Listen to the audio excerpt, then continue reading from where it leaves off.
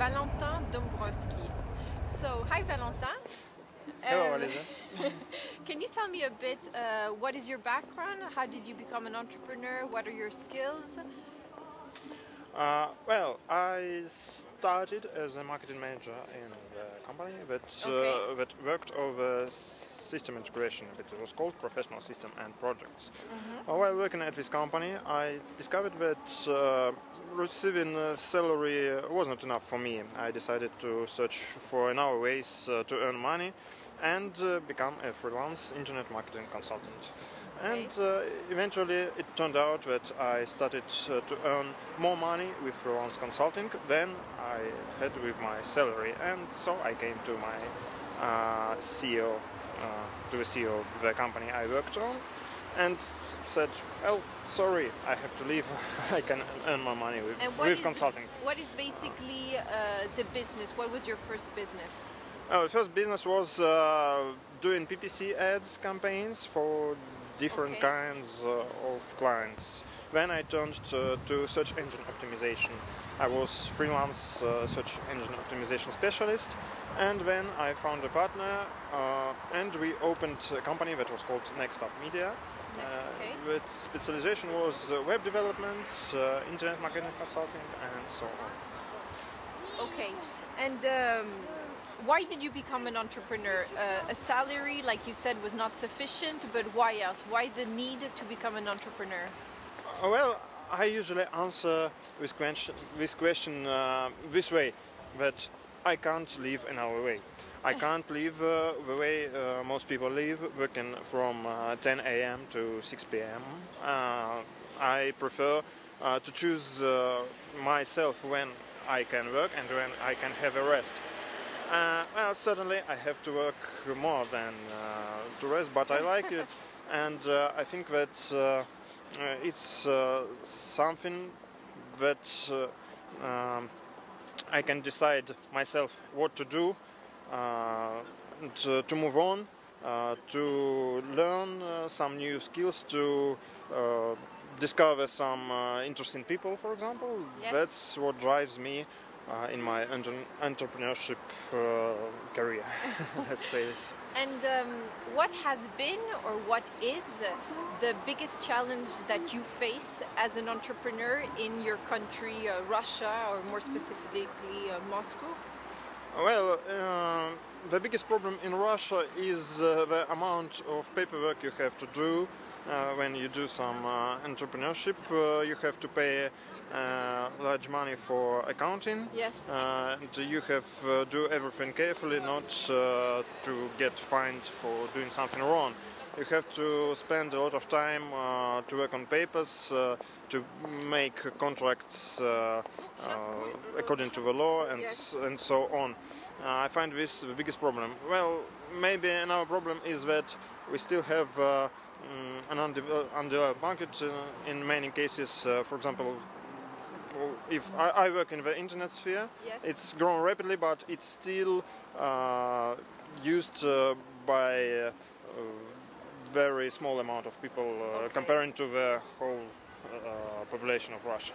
So what kind of tip can you give to the government or to the Russian society to help entrepreneurs like you have success in Russia? Well, I would like them to look at the European countries in terms of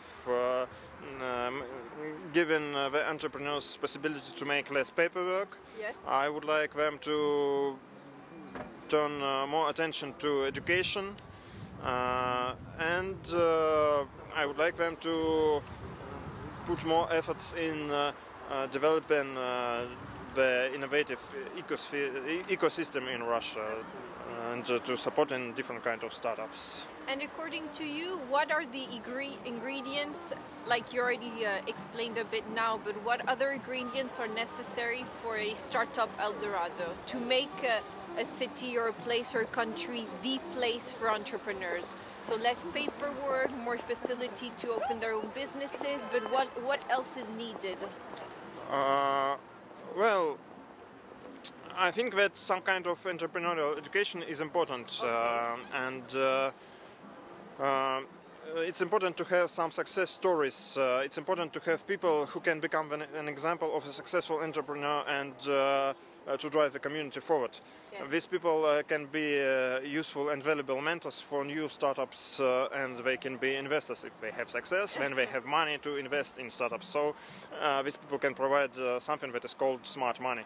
Absolutely. They say that it's important that, for example, in San Francisco, many people become early adopters of different new applications, Yes. and etc.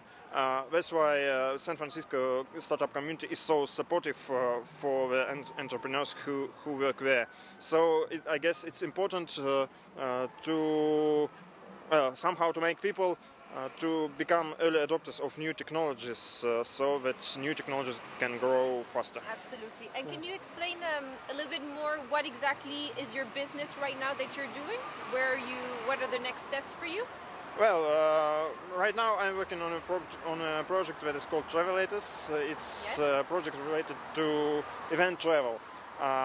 We want to provide full travel experience for people who want to visit their favorite band concerts in some city or some sporting events, say going from Moscow to Madonna concert in New York or Yes. to Manchester United football match in London. So your business is about travel. Yes, it's about event travel, and what are our plans right now?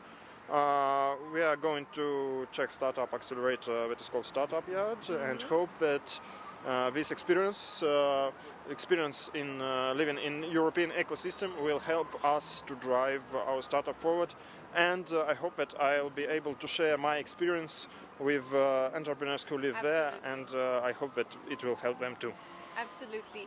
And if you could choose the next market anywhere in the world, where would it be the next place for your startup, for your business, for you? Well, it's an interesting question. If I had a lot of money and time, I would choose something like India, for example. Okay. It's an interesting market. There are only 8% population who use internet there, Yes. so it has Everything is to be done. an opportunity to grow very fast. But as I don't have much time and money right now, I prefer working on a global market, and that's primarily the US market. So I try to work on it. Okay, and in one word or a couple of words, how would you describe entrepreneur? What does entrepreneur mean to you? Well, it means living by himself, learning new things, being brave and courage, being open-minded to new discoveries, discovering some new things and finding some new ways, not only to make money, but to learn, to grow, to work with people, and so on. Absolutely. And final question, as we are Seed Stars World, and Seed Stars World is a Swiss initiative, what do you know about Switzerland? Like, what would Switzerland signify to you? Well, the main associations with Switzerland are about cheese, chocolates, banks, and maybe some Swiss Alps. I know that it's a very beautiful country.